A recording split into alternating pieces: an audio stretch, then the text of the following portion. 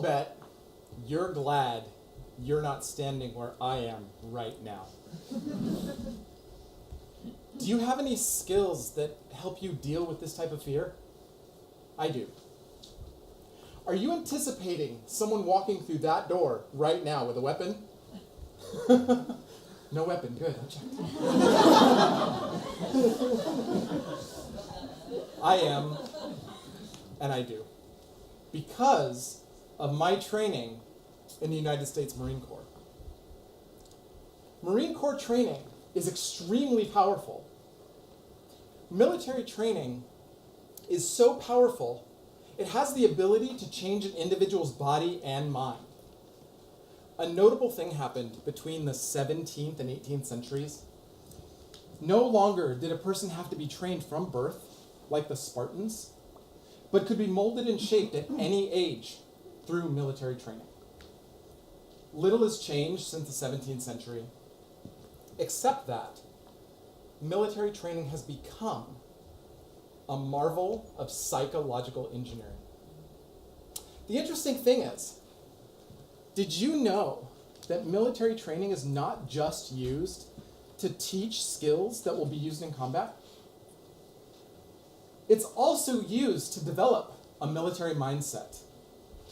And military training even goes as far as to change the meaning making within an individual by flooding the brain with signals to loosen old structures and patterns of meaning making, and then creating an environment and flooding that environment with opportunities to make the right meanings. This military mindset, which is inclusive of the killing instinct, or the unconscious obedience of a body and mind to orders, fellow feeling, or the ability to put another person's life and safety above your own, and the creation of a military ethos, thereby influences the individual through a mind-body connection that is strengthened through ritualistic discipline. The body, therefore, develops a prohibition against its own feelings and sensibilities, and instead succumbs to the power exerted upon it through military training. Infantry soldiers in constant combat patrols develop better hearing, better sight, and a sixth sense for danger because of the constant alertness required in military training. What does this look like? I'll give you 3 examples. Everett, U.S. Army veteran, will be the first to tell you that the Army taught him to kill. And when the U.S. Army sent him to Vietnam, he was sent to kill. When he came home, he didn't know what to do with those skills. So he went into construction as a laborer so he could let out this unconscious response in another controlled environment, keeping his loved ones safe. British artillery veteran Sean will be the first to tell you that watching his fellow soldiers fall in Northern Ireland contributed to what Sean calls mind frag, or mental health issues. During his service, the military took empathy away from Sean, and because of that, he wouldn't let people physically close to him. Instead, he would push them or order them away. This didn't go away easily post-service. And my own example, U.S. Marine Iraq War veteran Ramon Baca. One of the biggest problems I had coming home was dealing with the constant alertness that military training required. Large crowds, like the ones just yesterday at Waverly Station, caused my body and organs to physically react. I breathe faster, my heartbeat increases, and my muscles tense, ready for the perceived danger. Because of that, I have problems disconnecting from the here and now, and instead focus on the dangers that may or may not exist. These elements of what Sean calls mindfrag, or mental health issues, are the ghosts of military training. What's similar about all three of these examples is that all three have turned to the performing arts to develop skills to help them deal with these ghosts. Now, to illustrate my next point, I want you to help me welcome back to the stage Mia Hartley.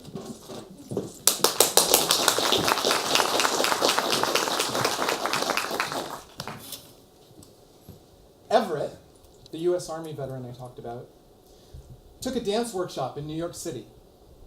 He was partnered with a young ballerina named Taylor. Based on something Everett had written, the two choreographed a dance. It began like this.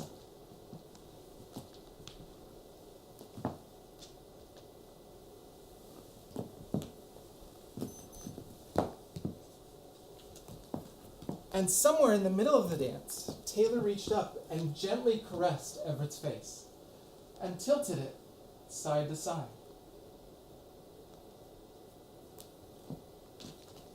Upon reflection afterwards, Everett said that that moment reminded him of when his 2-year-old used to sit on his lap and do the same thing.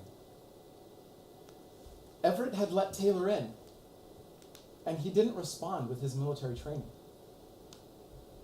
Sean, the British artillery veteran, danced in a play called Soldier On at the Playground Theatre in London. During one of the dances, Sean's love interest runs at him and jumps into his arms. He puts her down and pushes her away. She does it again. And again, he puts her down and pushes her away. And she does it a third time. And this time, not only did he not push her away, but he gave in to the embrace. Thank you.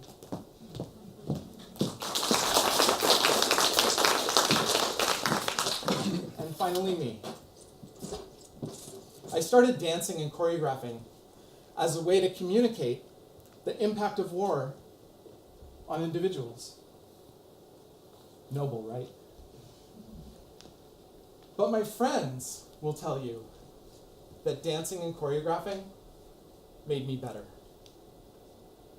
I learned to calm the unconscious responses when confronted with large crowds, uncomfortable situations, or perceived dangers. Because of that, I'm learning to look beyond the here and now and develop a future of my own.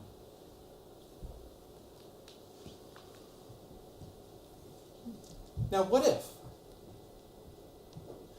if we could train Everett to stand up on a stage at Lincoln Center in New York City and deliver a monologue based on his life? What if we could train Sean to tour the United Kingdom in a critically acclaimed play in front of sold-out audiences? What if we could train this Marine to advocate for more soldiers and victims of war through the performing arts? I'll give you the good news. The good news is Everett gave that monologue at Lincoln Center. And he's now working as a peer veteran counselor at the Veterans Administration, helping his fellow soldiers. Sean just got back from a 4-city tour of a critically acclaimed play. And he's working at the British Legion, helping his brothers in arms. You can help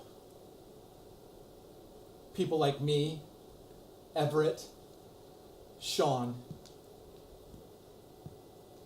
by reaching out to your political leaders, your government leaders, your military leaders, and telling them that this is working and that soldiers need more opportunities to move from a theater of war to a theater of the arts.